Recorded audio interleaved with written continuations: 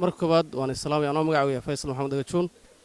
kana soo jeedo gobolka Qoraxay waxaan aad iyo aad ugu faraxsanahay inuu ku soo noqday xisbigii dimuqraadiga dowladda deegaanka Soomaalida Itoobiya aad iyo aad baan ugu hambalyeynaya madaxweynaha kow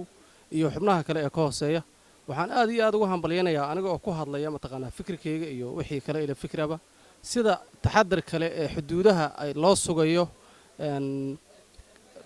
waxyaabaha ka jira oo mataqaanaa dadkii doonaya waxyaabaha ka jira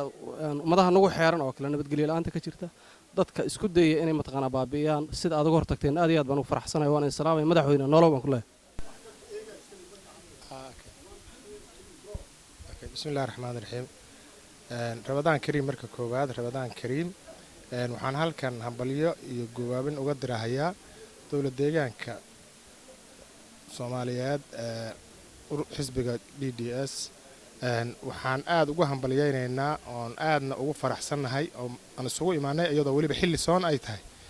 farxadda inaan la qaybsano iyo guusha uu gaaray inaan la qaybsano aadna waan ugu faraxsanahay waxaan leenahay hambaliyaan leenahay aadna waan ugu faraxsanahay wassalaamu calaykum waraxmatullaahi wabarakaatuh